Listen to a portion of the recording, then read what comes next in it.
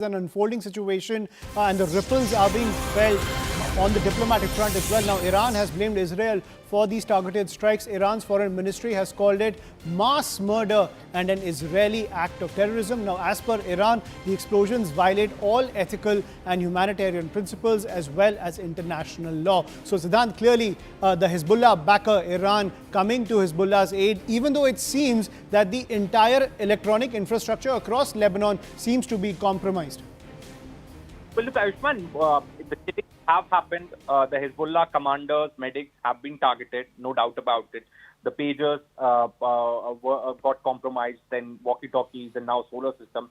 But, more than all this, it's an embarrassment for any regime, militia, or any group that they couldn't even secure their interfaces and, the electronic devices. And this also explains that how vulnerable these groups are, and how little prepared these groups are to take on Israeli might. If we talk about technology, there's no doubt Israeli technology is perhaps by far the best in the world. And once again, if allegedly Israel has hands behind this, then it also talks about the preparedness of these groups and how vulnerable they are. That one day it happened, the other day walkie-talkies and solar systems were attacked. We don't know tomorrow what's going to happen in Lebanon.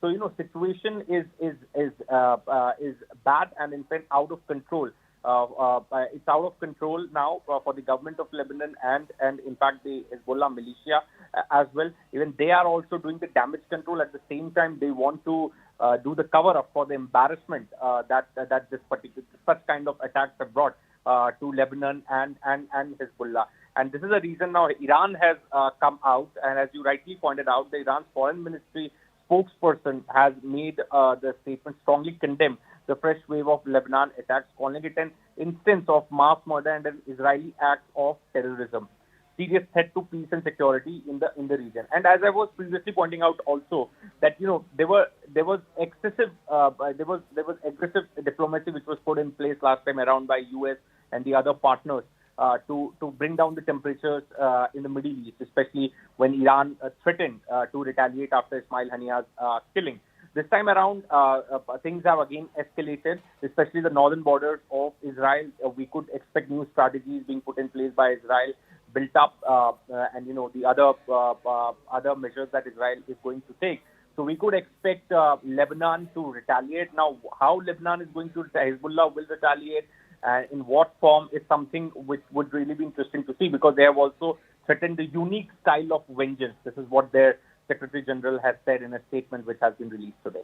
Right. Siddhant, please stay with us, because we don't know whether tomorrow, televisions, toasters, washing machines, what could explode in Lebanon, as Hezbollah has called this a very concerted attack, a tech attack coming in from the IDF. But now this case has reached the United Nations Security Council, ladies and gentlemen. The other piece of breaking news that's coming in, where the UNSC will now meet on Friday over the blast in Lebanon. Remember, over 2 days, pagers, walkie-talkies and solar power systems have exploded.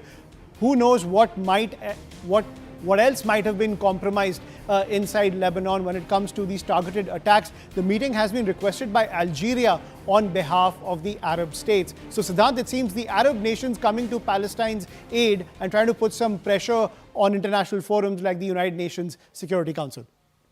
Well, look, as we were previously discussing, that this has garnered the eyeballs of the intelligence agencies worldwide. And imagine what must be the situation of intelligence agencies of the countries in the Middle East, because they are the immediate neighbors of Israel. And since Lebanon is alleging Israel behind these attacks, and these Middle Eastern countries will be living in constant threat that tomorrow this can happen to them or their army or their defense people working in the defense setup. And this is the reason that it looks like the Muslim world has again got united. And as you rightly said, that Algeria has made a request for an emergency meeting, and in fact this has been accepted also, and it is scheduled for Friday, 1500 hours local time. Now, the UNSC, this particular issue would be discussed, and also, since it is unique, the first time world is witnessing anything of this sort, We still don't know whether it's a sci-fi levels or something else. The cyber experts are also doing brainstorming, how it is being executed, and that too on a daily basis. And this is a major concern, and this is a reason that Algeria has put up a request in UNSC, and it has been accepted. And now this would be discussed in United Nations Security Council on Friday. Right. Thank you, Siddhant, for joining us on the broadcast with all those pieces of breaking news. So now this entire issue has reached the United Nations Security Council. The meeting has been called by Algeria as the Arab nations now try to put some pressure on Israel on the international forum. But this is a new paradigm of warfare amid the Israel-Gaza war, where electronic devices seem to be compromised inside Lebanon to target the Hezbollah top brass. Top defense experts have pointed out that this is a classic Mossad tactic at play in the Middle East.